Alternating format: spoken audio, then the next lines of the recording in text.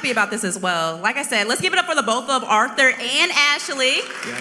And let's get into these questions, y'all. So I'm just gonna pop it off. Ashley, you transitioned from HR to HI, and Arthur, you've built generative AI systems. Many professionals in this audience are looking to switch into AI careers, but don't know where to start. What are the most in-demand AI skills that make career transitions easier, and how can one get into it?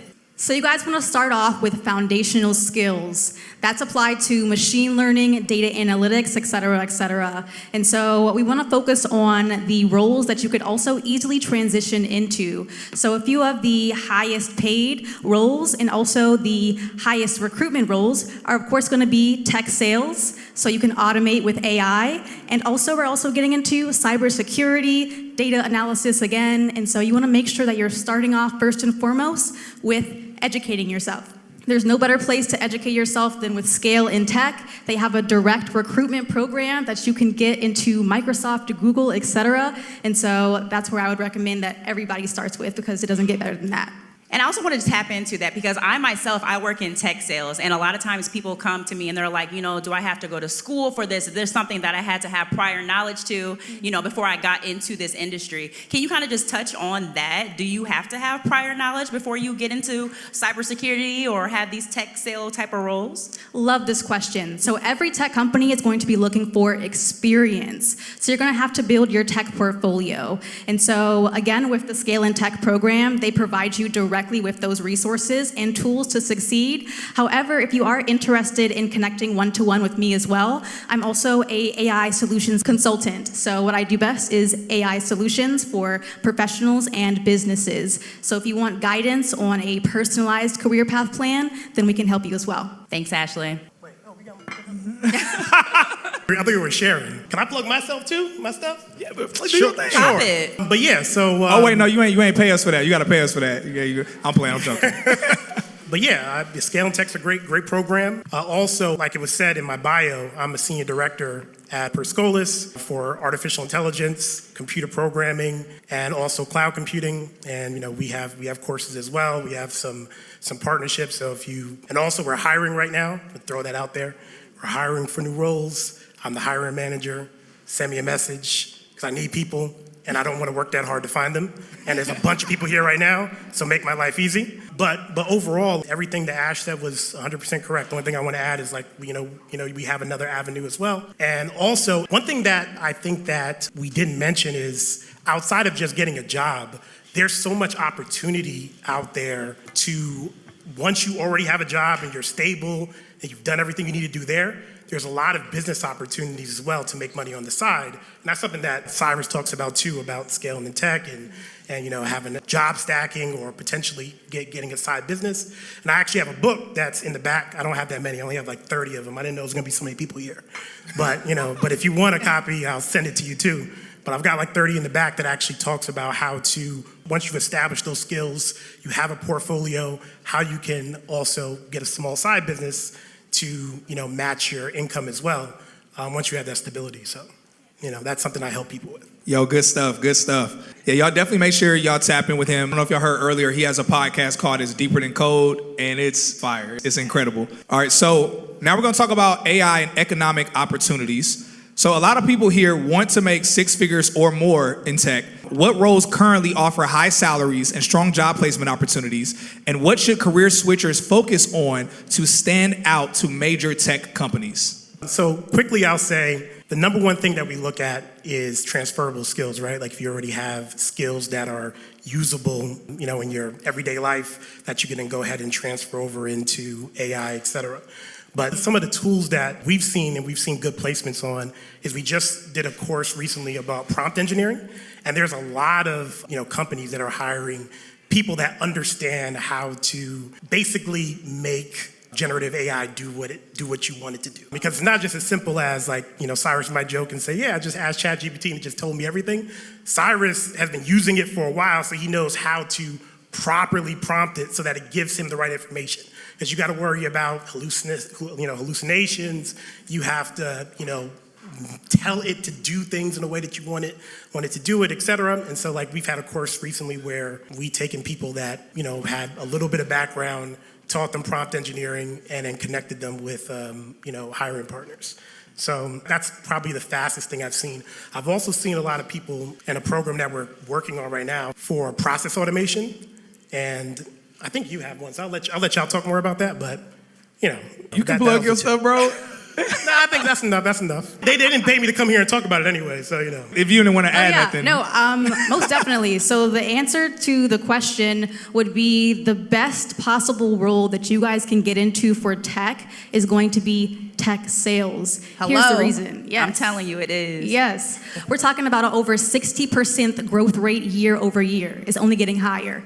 Not only that, we're talking about compensation that's going to be over $1 million a year potentially with compensation and commission. So if you guys are interested in transitioning into tech, empowering yourself with skills, not only so you can work for an organization, but so you can work for yourself, definitely get started, I'd say, in tech sales or start with that foundation of artificial intelligence or AI systems. I 100% agree with you, Ashley. Ashley, you're solving real-world problems right now with an AI-powered business solution. For those that are looking to start AI-driven businesses or leverage AI tools in their careers, what are some low-barrier ways to get started? I know it was a heavy-loaded question, wasn't it? I love this, as a matter of fact. So you guys, artificial intelligence itself is a depreciating asset. So we're talking about compute. This means that essentially you're going to get maximum power for a reduced cost. So there's so many different platforms and resources that you can leverage.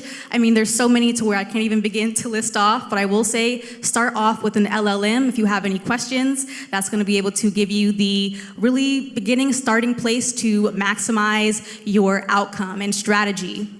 AI is a tool.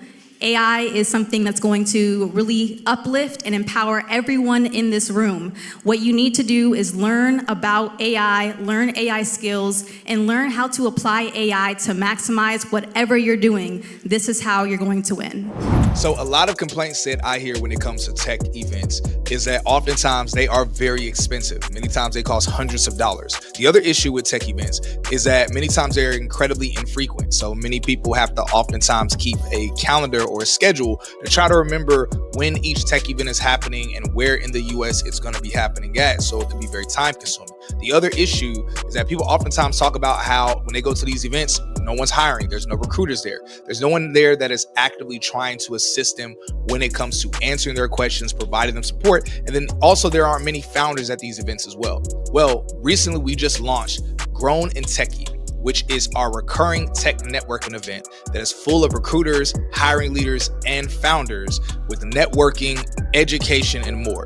Essentially, we have taken our podcast and put it in front of a live audience. Now, our previous Grown and Techie event that just took place a few weeks ago sold out about a week before the event happened. This upcoming one that we have is about to sell out as well. And obviously, this is along the lines of how it's happened for our previous events in the past that we've done, where all of our other tech events have sold out also. So if you have been looking for a recurring tech event that's happening every single month that has recruiters, hiring managers, founders, also is something that is very affordable, not extremely expensive like conferences tend to be, is frequent, and has actual people there that you want to collaborate with, watch this video and make sure that you click the link to get your tickets to our next Grown and Techie event. Look, y'all, this is the very first Grown and Techie. Yo, shouts out to y'all. Give a round of applause for yourselves for investing in yourselves, investing in your time for being here.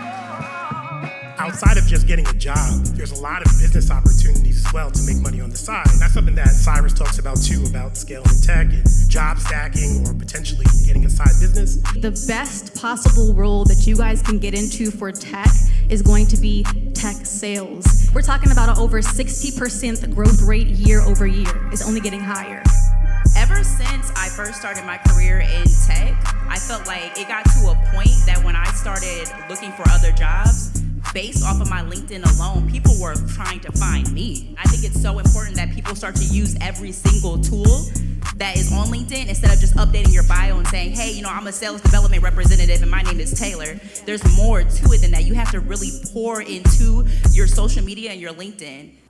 You have to want this. It's on you to do this. Because the other way means that I am supposed to come into the crowd and find you to give you a job making $200,000.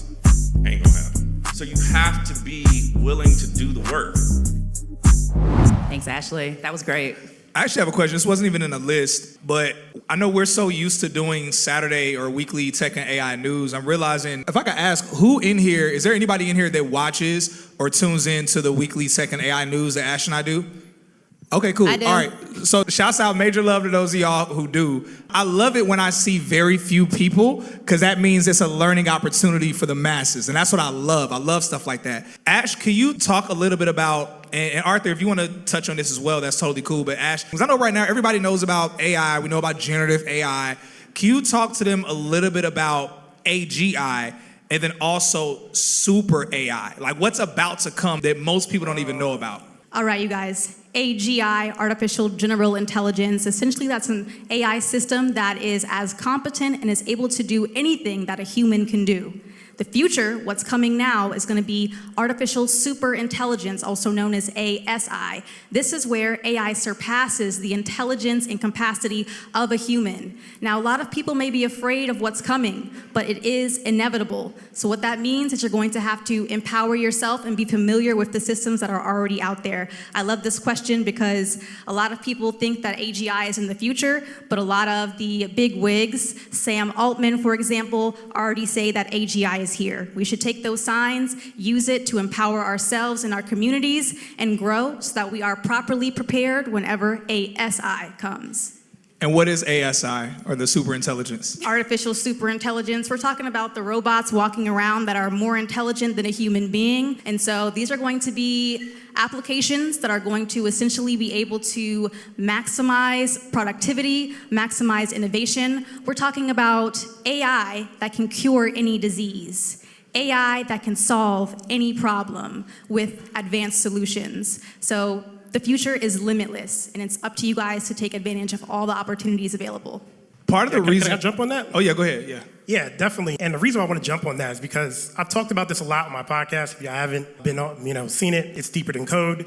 And there's a thesis that I have, the 2032 thesis, where essentially what I believe is going to happen, and I have charts and stuff like that that I don't have in front of me now to point to, but that time frame, 2032, there's a lot of technological shifts that are occurring. There's a lot of demographic shifts. If you think about this, by the time we get to 2032, the majority of the workforce is all going to be individuals that their entire life they've had technology at their fingertips. And technology is also growing little by little, week by week, et cetera, and it's growing exponentially. So when you couple that with the Gen Alpha and Gen Z's coming of age, they're going to be in their 30s and a little bit younger. They're going to be the primary workforce. There's a lot of them. If you look at the numbers, there's a whole lot of them. Also, you have the baby boomer generation getting a whole lot older and starting to phase out. The Gen X generation is already small as it is.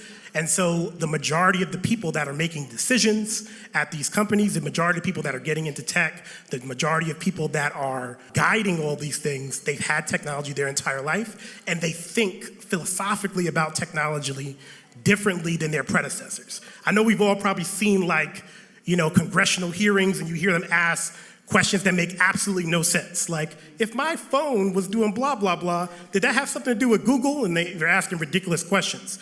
That's no longer going to be the group in power because just by, unfortunately, attrition, they will phase out, especially over the next 8 years. You have some of them that are in their 70s and 80s, and you have this new group of people coming. And I think it's important for us to think about not only that, but think about how technology is shifting. So you have these brand new people that are coming new into the workplace, that are coming new into these positions of power, also being given these godlike tools that we couldn't even have thought about 10, 15 years ago. And that's going to be the world that we live in around 2032. And we also have a election that year. You have the most significant Bitcoin happening. I won't get into that because we're not talking about that right now. But we have all these things happening at the same time that year. And you don't want to come up to that time frame. Like, you're in the right place right now, being here in this room and connecting with Cyrus. He's a very good leader, and positioning yourself at that time, because if you lock in for the next 7 years, your life, you'll be positioned to do well at that time. And if you want more info about that, you can watch my podcast or you can read my book or something. But yeah, I just wanted to point that out. One of the reasons why we started Grown and Techie, Johnny and Michael and I were talking about this. They're the founders of Buckhead Networking Group. Part of the reason why we started Grown and Techie, part of the reason why we collaborated even when it came to the community is that so far, Tech is New Black, we've helped nearly 10,000 people get into the tech industry who didn't have a traditional background or didn't have college. Nevertheless, we realized there's an opportunity for us to truly scale further. And it was cute a few years ago to help people get in tech. At this point, I'm not gonna say it's a necessity for everyone to get in tech, but it is a necessity for everyone who wants to survive and thrive in the next few years to heavily, heavily understand what's happening. The majority of people in this room are black people. I'm a person where I say this all the time. I love all people. I wanna see everybody win. I just so happen to be black, so I have a proclivity towards my people. That being said, I don't care who you are. It is important that you don't just get in the industry, but that you are looking at what's happening with this technology. If you're a person where you're already making, $250,000, $300,000, $400,000 in tech, you definitely either want to look into heavily investing into technology, investing in what's happening, and or collaborating with people that are in this room and that are in the community. That's why we started the community. That's why we're doing Grown and Techie. Even the name behind Grown and Techie is kind of a wordplay where it's also saying growing, like grown, like you're growing in tech as well. So this isn't just about being in tech, but you're growing in the industry and scaling. So it's a little sidebar, but I just wanted to at least kind of like give a backdrop as to what we're doing, the importance of this. It's bigger than just getting in the industry. It's bigger than just getting, y'all know I make a lot of funny videos and stuff like dancing around or little goofy videos about making 6 figures in tech. That's just for the algorithm. In reality, this stuff is real. And that's why I'm so honored for those of y'all that, again, that are here in the room, especially those of y'all that are already in the industry. So again, thank y'all so much for being here. I know it sounds like I'm ending the event. The event isn't ending. It's like a little segue, a little sidebar I wanted to say that was on my heart. That being said, I wonder, do we have more time for questions or do we need to transition into the audience questions? Because I can't see you. Oh, you? She's like, yes, yes. She was probably waving at the whole time. All right, look. All right, so we're gonna go ahead and start taking audience questions. That being said, we only have time for a few. So now we have the microphone right here so that way we can make sure we capturing things and stuff like that for the content, social media, all that. So look, we only have time for a few questions. So if you're a person where you have a question for one of the panelists on the stage, myself or Taylor, make sure you go ahead and come up to the mic right now because right after we do that, we're gonna transition over. So I know with the current political climate, there's been a lot of change recently with affirmative action and DEI.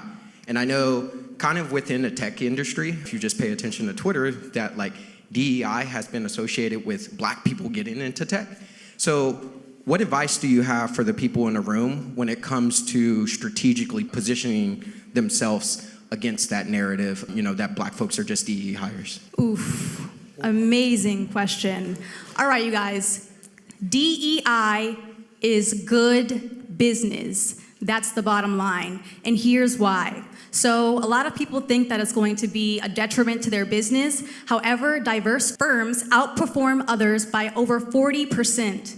That means that diversity, equity, and inclusion is a winning solution. And so if you're against DEI, then you're on the losing side. So I would say everybody in here, continue to be an advocate for DEI because it's very important. They're gonna try to take it away. However, you're gonna win by remaining diverse, open, flexible, and inclusive. Yeah, and then strategically, from an individual standpoint, don't be scared and make sure that you are networking. Because at the end of the day, for example, like I mentioned, I'm hiring right now. If you network with me, you would have been able to find out about that role, et cetera. And there's dozens of people, like a bunch of people rose their hand and said they're hiring managers, that are here right now inside this room. And as you continue to meet new people, connect, I think every single role that I've ever gotten that paid me more than $200K a year, I got because I knew somebody. Now, call that whatever you want to call it, but I'm pretty good at networking, I think. So, at the end of the day, that's how I've gotten every single one that's been like that. So I would recommend you do the same. Make sure you meet as many people as you can. Even if you're an introvert, I'm an introvert. I don't really like talking to people, but I'm still gonna go to an event and talk a little bit. I'll probably stand in the corner for most of it, but I'm gonna be like, all right, I'm gonna talk to 8 people today, and I'm gonna go do it. He does stand, I've seen you stand in the corner multiple times. Exactly, I'll just stand, you know what I'm saying? But at the end of the day, you have to go and meet people, you have to do that. Have a quote inside your head, use LinkedIn. LinkedIn's probably the easiest way to network.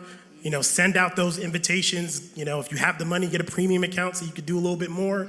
What you should do also is get extroverted friends, and they will just bring people to you. Like, you just stand in one place and they just keep walking people over to you. Yeah, have you met this guy? So do that too. Something I want to add to that, the DEI thing is blown out of proportion. I'm gonna just say it straight up. Look at statistically, like when DEI came into fruition to now. If we're gonna use black people, because again, DEI is more than just black people, but if we're gonna use that as a statistic, since the introduction of DEI to now, at the time that DEI was introduced, does anybody know what percentage of black people were in the tech industry? Does anybody? Close, 4 is close. It was 3.7% of the tech industry was comprised of black people. Does anybody know what the percentage is now? It's 5.7%. The needle got pushed 2%. Now, some people would say, oh, that 2%, that's a lot of people. That could be 100,000 people. Tech is the New Black. We're not the only platform that's helped a lot of people get in the industry. Tech is the New Black ourselves, we've helped a little over 10,000 people get in the industry. There are a lot of other amazing tech influencers and other people that God has used to help people get in the industry. Accumulatively, the DEI thing itself probably moved the needle maybe for about 10 or 15,000 people, give or take. It was not a huge thing. That being said, going to what Ash said, business owners, venture capitalists, investors, they care about money. They're in it for the money. They look at the data. They look at the numbers. They know data-wise that diversity makes them the most amount of money. And that's across the board. That having diverse teams, you just perform better. They care about that. Also, to what Arthur said, the people who make the actual hiring decisions in the company are the recruiters, the hiring managers, the HR team. Politicians have nothing to do with controlling who they're hiring and who they're interviewing. And I mean, Shanae, please let us know, like, who you're hiring and who you are not hiring. Has that changed because of DEI? Oh, kinda? Ooh, let's talk about that. Yes, please. Ooh, that's interesting. Y'all clap it up for Shanae.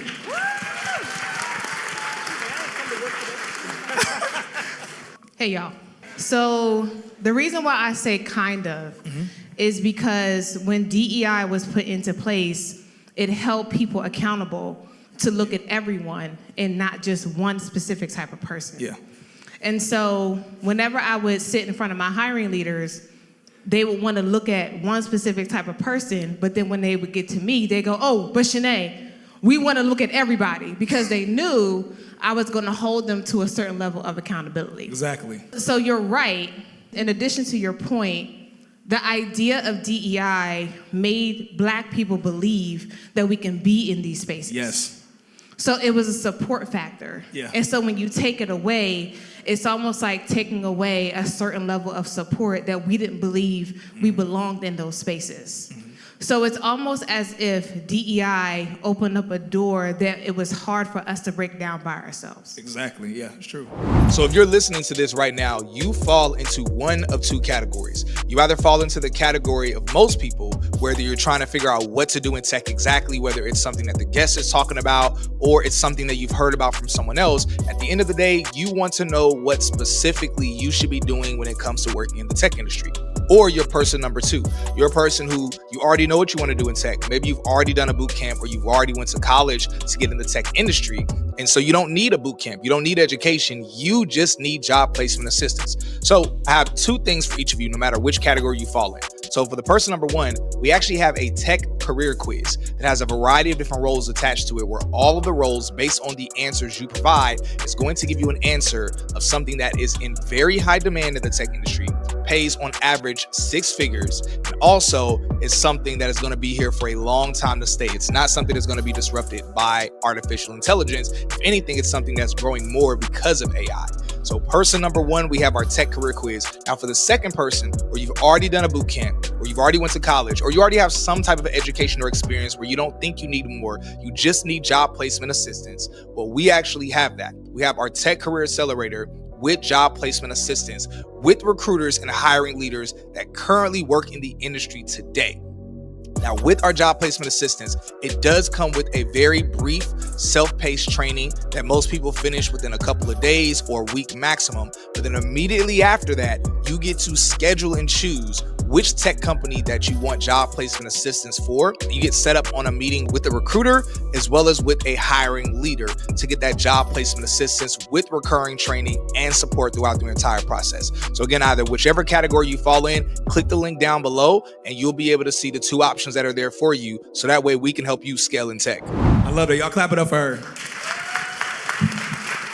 Now, what I love about it, and I did notice that, because even when I was talking about getting in the tech industry, one of the number one things I would constantly see is people saying, like, are they hiring black people? Are black people getting in tech? And I was like, I'm here. Yes, they are. That being said, I didn't notice until the DEI, like, basically getting snatched away, I noticed, like, how much that was something that propped up our community. And that's one of the reasons why I'm super excited. Shouts out to Horace Mackey. We're going to be talking a little bit more later on. But something that we recently just launched is within our personal network accelerator, where we have a lineup of different recruiters and hiring managers across some of the top tech companies that are hiring from within our network and the people that we are recommending. And literally right now, the goal that we have amongst the recruiters and hiring managers right now that we're collaborating with, the goal that we have is to be able to get in 2,500 people into these big tech companies this year. And this isn't like something that we're just hoping we can do. This is something we can do. It's just us having the people that are looking for the opportunities and are taking it serious. So again, like, I love this conversation so much, but what we see is that there are different individuals like ourselves, as well as others that are in the room, that are pushing back against what's being taken away from us to provide other opportunities. I believe that whenever something gets snatched away, God is bringing something else that's going to replace that, that's only going to be a greater blessing. But look, we got some other questions from some people coming up, so go ahead. Hello, I'm Keyshawn. What role did social media play in building your business and/or tech career, and what tips do you have? Yeah, I mean, social media plays a big role, especially LinkedIn. If you're not on LinkedIn, I mean, everybody's on LinkedIn, right? Everybody's on LinkedIn? Right? Gotta be Okay, on good. LinkedIn. Okay, so I don't have to convince anybody. Sometimes I got to convince people that they need to be on there. But it definitely plays a role. Like, I'll say, one, just now, like I said, I just posted a role a couple days ago. And the first thing I did when I was reviewing some people is I went and, looked them up and was like, let me look at their social media. And one thing popped up for one person that was like, that's a little bit wild. That, the SEO for this over here is kind of bad. But definitely you have to make sure everything that's facing the public, that's not private, is positioning yourself as a professional. So if you have like a public Instagram or you have a public Twitter or you have that, like, that is going to get looked at. That's just a fact. And of course, your LinkedIn is going to get looked at. It's going to be the first place we look. And that might even be how you even find the role in the first place. So of course, they're going to look at that as well. Even a lot of applications that I see people doing now, they actually have you put your LinkedIn profile on the application. And sometimes I'm kind of, a lot of people are lazy. Sometimes you're a little bit lazy and you just look at the LinkedIn instead of really looking at the resume hard, because everything that's on the resume should be on the LinkedIn anyway. Like, I don't even make a resume. I just export my LinkedIn. That's a bad practice.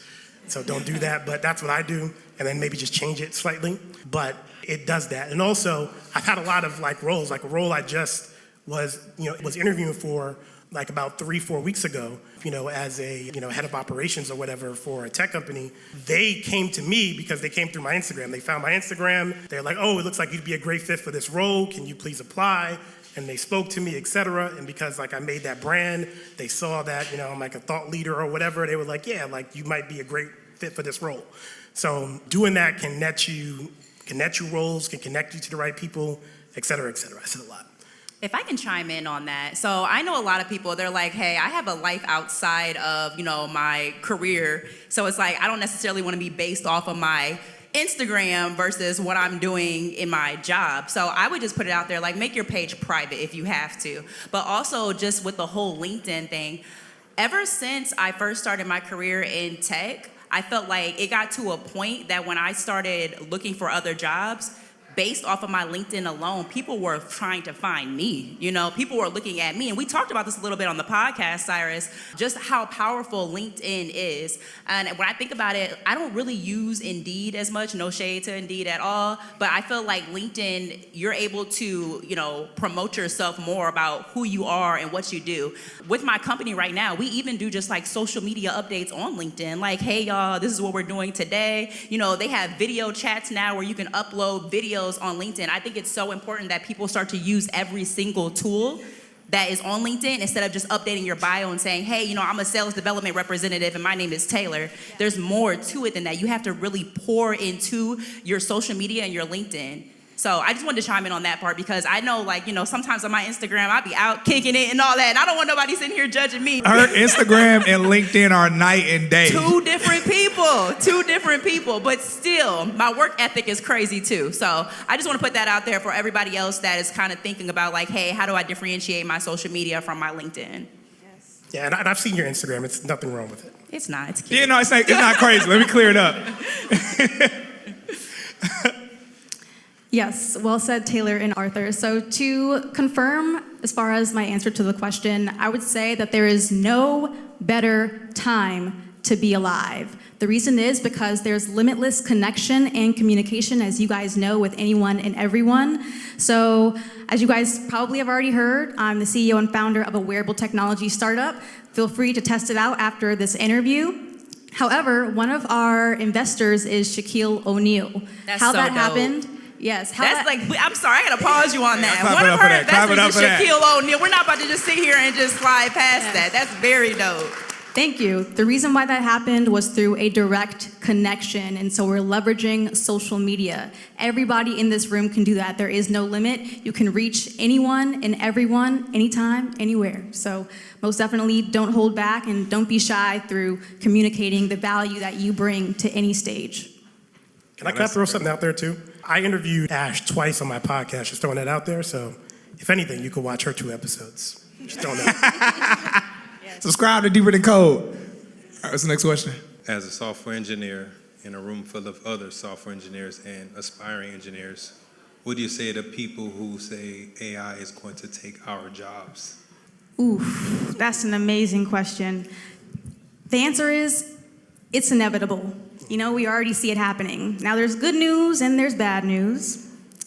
The good news is that there's going to be a lot more opportunity. The bad news is, for example, we're going to lose around 85 million jobs. However, we're going to gain 97 million of them. So you guys, that's so much opportunity for you guys to take advantage of. These are going to be in ranging sectors, but what you want to focus on is artificial intelligence. You cannot go wrong by learning about AI, specifically AI automation. You got to say something about that, Arthur. You're the guy to talk about this. Yeah, since I'm actually a software engineer, I should probably say something, but I'll just briefly say, I don't fully 100% say that software engineers will be gone. I just think that the way that software engineers or just the job in general is going to change. Just like you said, there'll be going to be a bunch of new jobs and you're going to have to pivot a different way.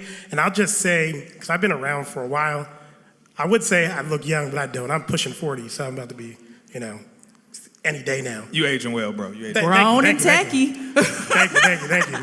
So I'll say over the years, I've seen a lot of changes. Like back when I had my first job doing some development, focused, I had to know how to do everything. As a webmaster, I had to know how to code everything from scratch. There was no cloud. I had to do everything myself. And then as new technology kept coming, every single time new technology came, it said, oh, we'd just get rid of everything. It doesn't get rid of it, just changed what we had to do. Because there's these new technologies, our role changed on the barrier of entry to be a developer. Also, the functions that you'll do. And I believe what's going to happen, and to directly answer your question, I think what's going to happen is, one, you're not going to need as many entry-level software engineer or mid-level engineers at all. So you're not going to need those roles because those people need oversight in order to do their job. Instead, what you're going to need to do is you're going to need to know how to use AI to get things done, and you're going to have a higher level of understanding to be able to correct things. Like at a software team I just was working with on a project, we were using this generative AI thing called Cursor that just writes all the code, whatever, but the junior people didn't know if the code was right or wrong. So they just turning it in and doing all type of stuff, breaking everything, and it just being a hot mess. And the senior people have to come in and then say, that doesn't make sense. Oh, you got that from AI, huh? The AI doesn't know that we can't do A, B, and C because we're doing this over here. You have to have a higher level understanding of the system, right? And some of that knowledge, like you'll know if people that have applied for software engineering roles, you know, like one of the things that they test for is your problem solving ability. That's why you have to do these algorithmic challenges and things like that. It doesn't really mean that you can do the job. It means you have an understanding of like the underlying logic to make things happen.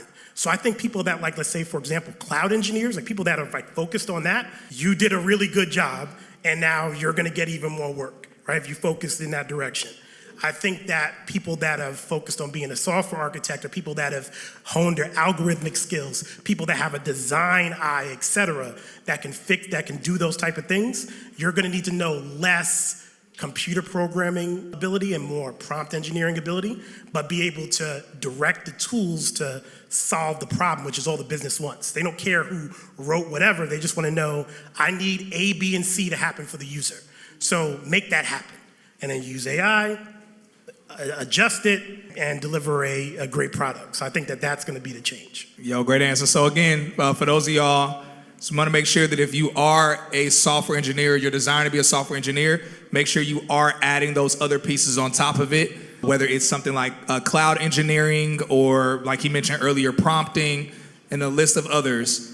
And then for everybody, no matter what it is you're doing in the industry, of course, make sure that you are leveraging learning AI as it relates specifically to that role in the industry. That being said, that is all the time that we actually have for questions. So we'll have some more time a little bit later on to get some questions in.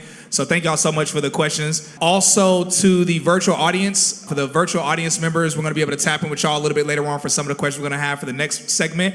That being said, y'all, we are going to go ahead and transition back into networking. Looks like a lot of other people don't came up in here. What's up? Seeing some of my homeboys. What's up, Mario? It got a little hot in here. It's a little toasty. Yeah, especially on this stage. I'm and like, these hold margaritas, y'all. It is National Margarita Day. Yeah. Okay. Hey, look, I'm about to get a drink. Hey, look. Me too. If my words a little slurred for the next interview, y'all, hey, give your boy some grace. Give your boy some grace. Thank you so much, Ashley. Thank you so much, Arthur. You guys are amazing. Hey, y'all clap it up for them. Please clap it up for them, y'all. Yeah.